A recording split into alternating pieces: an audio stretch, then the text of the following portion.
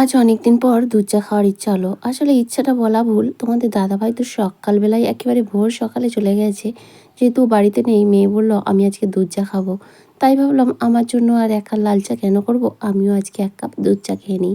তো আজকে চা দিয়েই তোমাদের সঙ্গে দিনটা শুরু করলাম। তো হ্যালো এভরিওয়ান, কেমন আছো তোমরা? আশা করছি সবাই খুব ভালো আছো। আর আমরাও বেশ ভালো আছি। আমি আলপনা, আমার নতুন আরও একটি ব্লগে তোমাদের সবাইকে জানাই অনেক অনেক স্বাগত আর অনেক অনেক ভালোবাসা। আজকের দিনটা হলো শুক্রবার, ঘড়িতে সময় ও সকাল 7:30টার মতো। তবে আজকে মেয়ের টিউশন থাকে না, তো সেই জন্য একটু ধীরে সুস্থে সমস্ত কাজকর্ম হচ্ছে এবং আজকে স্কুলেও ছুটি। তাছাড়া তোমাদের দাদাভাই বাড়িতে নেই, রান্নাবান্নারও চাপ নেই, আজ একেবারেই হালকা পাতলা। তো যাই হোক, চলো বন্ধুরা, আজকে এখন থেকেই তোমাদেরকে সাথে নিয়ে আজকের ভিডিও শুরু করছি। মা মেয়ে দুজনে চাটা তো খেয়ে নিলাম, খেয়ে মেয়েকে পড়তে বসিয়েছি। আজকে রামনবমী, সেই জন্য স্কুল ছুটি রয়েছে, মেয়েকে পড়তে বসিয়েছি।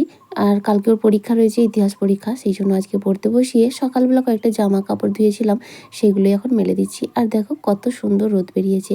এই গরমের দিনে একটা জিনিস ভালো, জামা কাপড় কেচে আরাম, বীভৎস রোদ বেরোয়, আধা ঘন্টা 45 মিনিট হলেই সমস্ত জামা কাপড় কিন্তু সুন্দরভাবে শুকিয়ে যায়।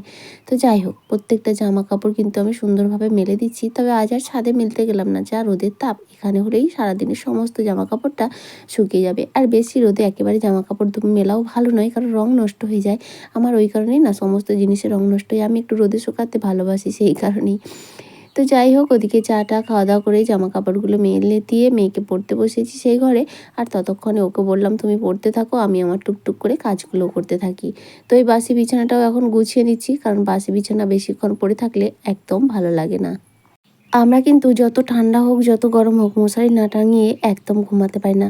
মানে মশারি না টাঙালে যেন মনে হয় কিছু একটা অসমাপ্ত রয়েছে, ফাঁকা ফাঁকা রয়েছে, ঘুম মোটেও ধরতে চায় না।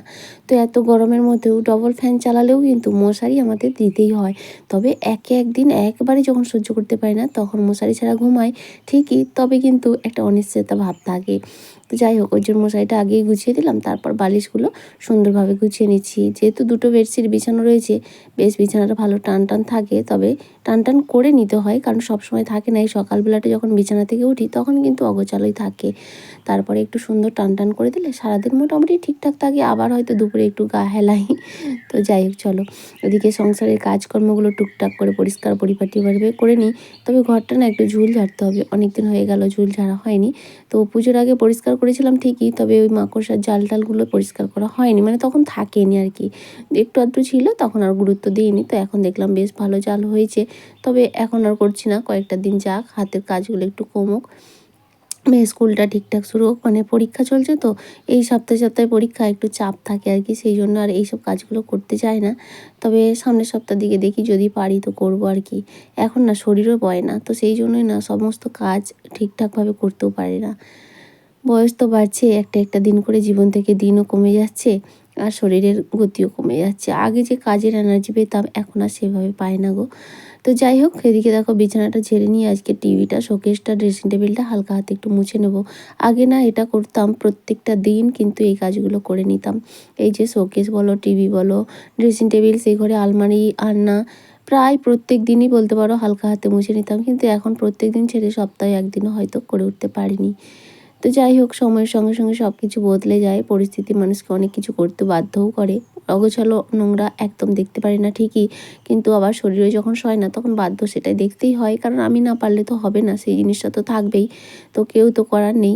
তো তখন বাধ্যই নোংরা দেখতে হয় আর কি। ওই জন্যই পরিস্থিতি মানুষকে যেমন অনেক কিছু শিক্ষা দেয়, তেমন অনেক কিছু মেনে নিতেও বাধ্য করে। তো যাই হোক, চলো ওদিকে শোকেসটা মোছা হয়ে গেল, টিভিটা মোছা হয়ে গেল, এখন ড্রেসিং টেবিলটাও হালকা হাতে মুছে নিই। তাহলে চলো বাকি কাজগুলো করতে করতে আমার মিষ্টি মিষ্টি বন্ধুদের, দিদিভাইদের নামগুলো নিয়ে নিই, যারা প্রতিনিয়ত এত সুন্দর সুন্দর কমেন্ট করে চলেছো। গতকালের ভিডিওতে মিলন দিগের থেকে ওই নামে একটা আইডি থেকে একজন কমেন্ট করেছে, আমি তোমার ভিডিও প্রত্যেক দিন দেখি, আমার বাড়ি ঘাটালের রাধানগর, আমি তোমার মতো ভিডিও করতে চাই। তো প্রথমেই বলি অসংখ্য ধন্যবাদ আমার তো সুন্দর একটা কমেন্ট করার জন্য এবং আমার ভিডিও দেখার জন্য। আর তোমার বাড়ি তো মোটামুটি আমার বাড়ির কাছাকাছি, তো খুব ভালো লাগলো যে আমার বাড়ির আশপাশ থেকেও কেউ আমার ভিডিও দেখে। আর ভিডিও করতে চাও, অবশ্যই শুরু করে দাও, কিচ্ছু নয়, মনে একটু সাহস নিয়ে অবশ্যই শুরু করে দাও। হ্যাঁ, অনেকেই অনেক কিছু বলবে, কিন্তু ইচ্ছা থাকলে সেই মানে লোকের কথাটাকে কান না দিয়ে নিজের ইচ্ছাটাকে নিয়ে এগিয়ে যেতে হয়। অবশ্যই শুরু করে দাও, হাতে তো সব প্রত্যেকেরই রয়েছে একটা স্মার্টফোন, তো ওই দিয়েই শুরু করে দাও। যাই হোক, তারপরে চলে আসলাম রান্নার দিকে, টেবিলটা গোছগাছ করে নিয়ে মেয়ে আগেই বলে দিয়েছিল, মা আমি আজকে ঘি আর আলু ভাজা খাবো। এইরকম গোল গোল করে ওকে আলু ভাজা করে দিতে হবে। তো সেই আলু ভাজাই করে দিচ্ছি আর ডিম সেদ্ধ দিয়ে নিচ্ছি ওর জন্য। আর আমি ভাবলাম তাহলে আমি আর কি করব, একার জন্য আর কোনো সবজি টবজি করতে ভালো লাগে না, তাই আলু সেদ্ধ দিয়েছি। আর আজকে একটু খেসারির ডাল ভিজিয়েছি, বড়া করে টক করব। ইচ্ছা হলো অনেক দিন, আসলে মাঝে মধ্যে এমন কোনো কিছু খাবার যেগুলো একসময় খেতাম না, এখন আবার মাঝে মাঝে সেটাই মনে হয়। এই খেসারির ডালের বড়া কখনোই আমি খেতাম না, তো এখন মনে হয় একটু বড়া ভাজা বা টক। তো আজকে সেটাই করবো আর কি। অল্প একটু ডাল ভিজিয়েছিলাম আর সেটাকে বেটে এর মধ্যে লঙ্কা, হলুদ, তেল, এই সরি তেল নয়, হলুদ গুঁড়ো, লঙ্কা গুঁড়ো আর লবণ দিয়ে মাখিয়ে নিয়েছি। পেঁয়াজ টেয়াজ দিইনি, যেহেতু টকে দেবো সেই জন্য। তারপরে বড়াগুলো ভেজে নিচ্ছি। এই বড়াটা দিয়ে টক বানাবো আর সঙ্গে আলু সেদ্ধ দেবো, পেঁয়াজ ভাজা আর লঙ্কা ভাজা দিয়ে মাখিয়ে গরম গরম ভাত, ভালোই হবে। তো যাই হোক চলো, কমেন্ট করেছে প্রশান্ত হালদার, কমেন্ট করেছে শ্রেয়সী ব্লগ, নির্কু ঘোষ, বনু কমেন্ট করেছে তারও মেয়ের খাওয়ার সমস্যা আমারই মেয়ের মতো। হ্যাঁ গো, এখন প্রত্যেকটা বাচ্চার না এই সমস্যা, বাচ্চাদের খাওয়া নিয়েই আমরা মায়েরা ভীষণ ভোগান্তি ভোগ করি। তো যাই হোক, কিছু করার নেই, এখন প্রত্যেকটা বাচ্চাই কিন্তু এইরকম, দুই একটা বাচ্চা আছে তারা খাওয়া নিয়ে কোনো সমস্যা নেই, কিন্তু বেশিরভাগই আছে এরকম। যাই হোক, তোমাদের প্রত্যেককে জানাই অসংখ্য ধন্যবাদ কমেন্ট করার জন্য আর এইভাবেই পাশে থাকার জন্য। আর দেখো, তোমাদের সঙ্গে কথা বলতে বলতে এদিকে বড়া ভাজা এবং টক রান্নাবান্না সমস্তটাই কমপ্লিট। এখন কয়েকটা বাসন রয়েছে, সেই বাসনগুলোকেই মেজে ধুয়ে নেব। জল এসে গেছে, ওদিকে জল টল ভরা হয়ে গেছে। আর স্নান তো সকালবেলা করে নিয়েছিলাম, এখন মেয়েকে স্নান করে দিয়েছি।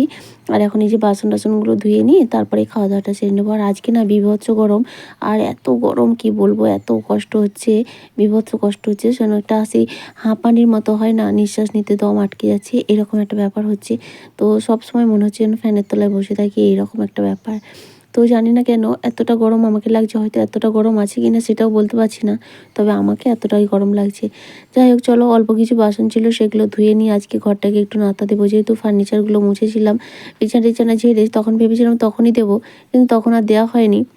রান্না দেরি হয়ে যাচ্ছিলো বলে। এখন ভাবলাম রান্নাবান্না হয়ে গেছে, তাহলে এখন ঘরটা সুন্দর করে নাতা দিয়ে নিই। তো ঘরটা নাতা দিয়ে তারপরে খাওয়া দাওয়াটা সারবো। ওদিকে টুকটাক কিছু কাজকর্ম, তো অনেক কাজকর্ম থাকে সংসারে, তাই না? শুধু যে রান্নাবান্নায়, পুরুষ মানুষ বাড়িতে না থাকলে রান্নাবান্নার চাপ থাকে না ঠিকই, তবে একটু কাজ হালকা হয়। রান্নাটাই আমাদের তো সবথেকে বড় কাজ, কিন্তু তার মানে এই না যে কোনো কাজ থাকে না। তো আজকে মেয়ে স্কুল ছুটি বললে তবু একটু চাপ কম, নাহলে আমাকে স্কুলে দিতে যেতে হতো, আনতে যেতে হতো। তারপর আজকে আবার নাচের ক্লাস ছিল শুক্রবার, সেটাও অফ। ওই রামনবমী আমাদের এখানে রথ টানা হয়, তো সেই রাস্তায় গাড়ি ঘোড়া সব বন্ধ থাকবে আর কি। তো দূর থেকে যারা আসে তারা আসতে পারবে না, বেশিরভাগ মানুষই আসতে পারবে না, মেসেজ করেছিল, সেই জন্যই ক্লাসটা অফ থাকবে। তো যাই হোক, সেই জন্য অনেকটা ভালো। আর এখন তো ওয়েদার এমন, সারাদিন একবারে খটখটে রোদ, সন্ধ্যাবেলা হলে কখন রাত্রিবেলা যে ঝড় বৃষ্টি আরম্ভ হয়ে যায়। তো আজকে মানে শুক্রবার দিন ওই রকম হয়েছে, সারাদিন বীভৎস রোদের তাপ, রাত্রি 8টা পর্যন্ত আকাশে কোনো মেঘ নেই। হঠাৎ করেই দেখছি 11:45টার সময় ঝড় বৃষ্টি শুরু হয়ে গেল। তো এবার এই দিন আসলো, সত্যি কথা বলতে এই দিনটা আমার একদম ভালো নয়, মানে ঝড় বৃষ্টির দিনগুলো না একদম ভালো লাগে না, বীভৎস ভয় লাগে আর কি। আর সবসময় তো তোমাদের দাদাভাই বাড়িতে থাকে না, যেমন আজও ছিল না। তো ও 10টা 45-এর মধ্যে হঠাৎ ঘুমিয়ে পড়েছিলাম তাড়াতাড়ি।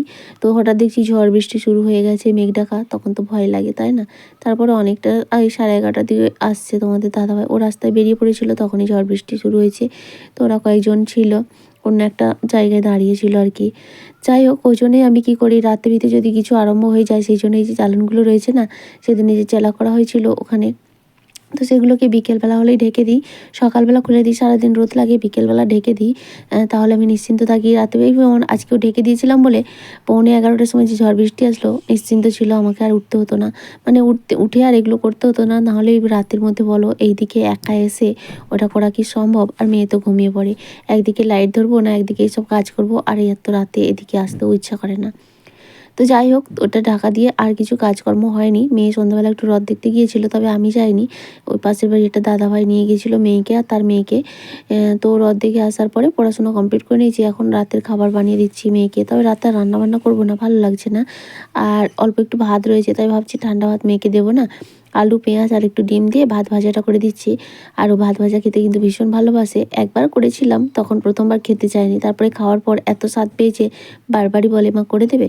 আজ ভাবলাম অল্প একটু ভাত আছে, ঠান্ডা ভাত করবো না, ওর মতো করে দিই ভাত ভাজা আর আলু সেদ্ধ দেওয়া রয়েছে, দুপুরে একটু আলু সেদ্ধ রয়ে গেছে, আমি ভাবছি ওইটা দিয়ে মুড়ি খেয়ে নেবো। আর একার জন্য কি ভাত রান্না করতে ভালো লাগে বা রুটি-বুটি কোনো কিছুই করতে ইচ্ছা করে না। তো যাই হোক, এদিকে ভাত ভাজা দেখে তো মেয়ে ভীষণ খুশি। ১ম এ ভাবছিল আলু ভাজা করছি মুড়ি খাওয়ার জন্য।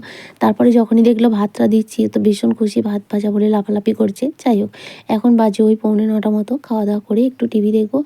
আর টিভি দেখতে, দেখতে হয়তো মেয়ে দুজনেই ঘুমিয়ে পড়বো। চলো বন্ধুরা, আজকের মতো এটুকুই। আবারও দেখা হবে। সবাই খুব ভালো থেকো। আজকের মতো টাটা।